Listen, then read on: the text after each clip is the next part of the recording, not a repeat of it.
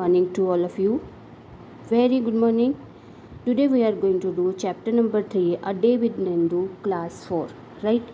ये जो नंदू है वो एक बेबी एलिफेंट है. वो सो रहा था. वो अचानक से उसकी नींद खुली तो उसको ऐसा लगा कि वो एक बिग फॉरेस्ट में है जिसकी आसपास बड़े बड़े ट्रंक हैं. ट्री ट्रंक है, मतलब ग्रे कलर के बहुत मोटे ट्री के ट्रंक हैं. Right? He was nervous. Oh mother was there only. वो थोड़ा घबरा गया. फिर उसने देखा कि मम्मी है वहाँ पे. The grey forest that he had imagined he was in was actually the legs and the Trunks of his family member. वो क्या था जिसको उसने फॉरेस्ट समझ लिया था? वो उसके फैमिली मेम्बर्स का लेग्स था, क्योंकि उसके सारे फैमिली मेम्बर जो हैं वो ग्रुप में रहते हैं. उनकी मोटी मोटी टांगें जो थी ग्रे कलर की, वो नंदू को एक बड़े थिक ट्री ट्रंक के जैसे लग रही थी. नंदू नानी is oldest in his heard of elephant. Nandu की जो नानी है वो सबसे बूढ़ी एलिफेंट है ग्रुप में. हर्ड का मतलब है जब बहुत सारे एनिमल्स एक ग्रुप में रहते हैं, उसको हम बोलते हैं हर्ड.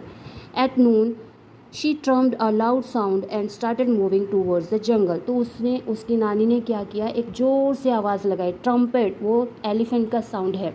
राइट? तो आपको समझना है the sound of elephant is known as trumpet. उसकी नानी ने इतनी ज़ोर से आवाज़ लगाई और उसने जंगल की तरफ मूव करना शुरू कर दिया. तो बाकी जो फीमेल एलिफेंट्स थे वो उनके पीछे पीछे उनके साथ चलने लगे. नंदू भी उनके साथ चलने लगी.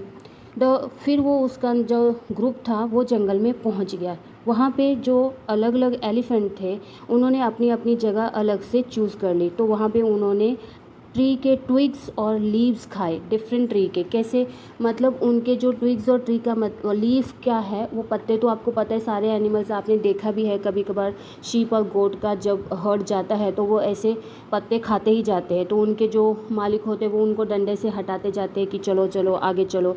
तो उन्होंने वहाँ पे अपने अपनी पसंद के अकॉर्डिंग वो ट्री के और छोटे छोटे ब्रांचेस जो होते हैं ट्री लीव्स के, उसको हम ट्विग्स बोलते हैं.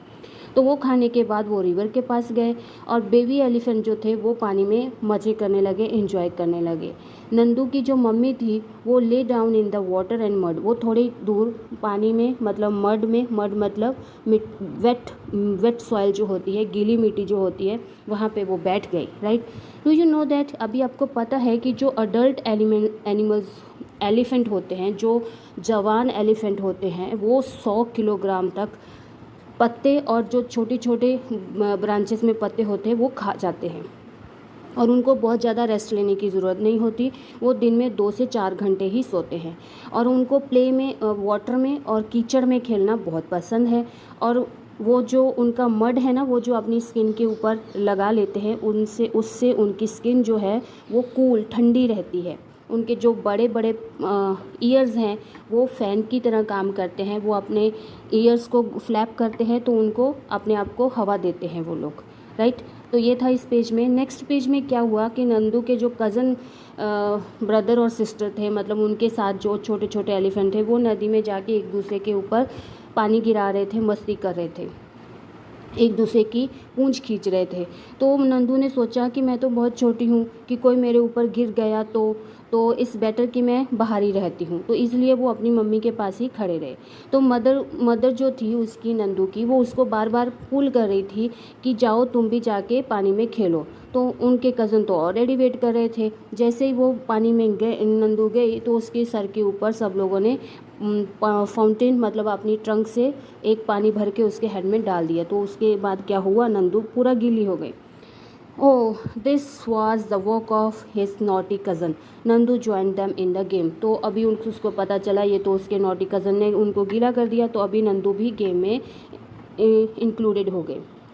सनसेट होने से पहले उन्होंने started moving toward the jungle. वो लोग जंगल की तरफ चले गए. तो तब तक नंदू बहुत थक गए थे. तो he started settling himself before his mother's front leg and fell asleep as he drank her milk. फिर नंदू ने क्या किया, वो अपनी मम्मी के फ्रंट लेग में अपने आप को उसने सेटल डाउन किया और अपना दूध पिया और go to sleep, near about सोने में वो चला गया सोने के लिए.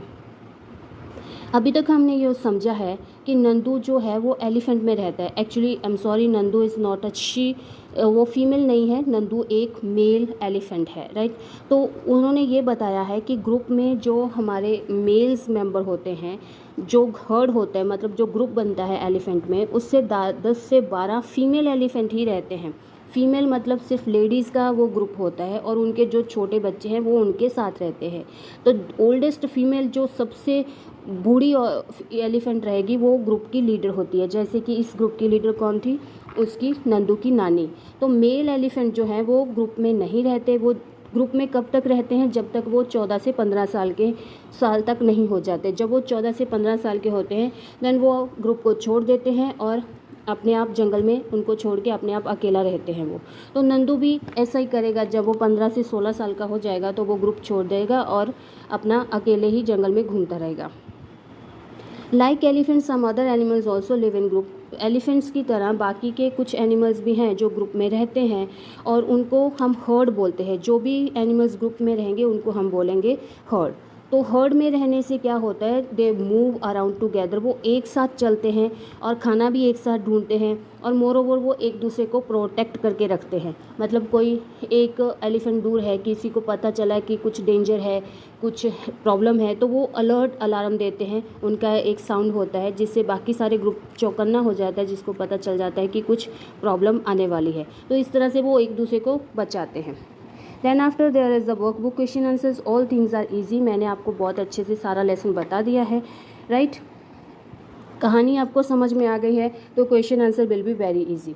How do animals living in heard live, ये क्वेश्चन नंबर 6, क्वेश्चन नंबर 1 6 का कुछ पार्ट 1 है कि एक ग्रुप में जो एलिफेंट रहते हैं वो कैसे हर्ड हैव टू, उनके पास 10 to 12 फीमेल एलिफेंट होते हैं और यंग वंस होते हैं। ओल्डेस्ट लेडी लीडर होती है और वो एक साथ घूमते हैं, एक साथ खाना सर्च करते हैं और एक दूसरे को प्रोटेक्ट करते हैं।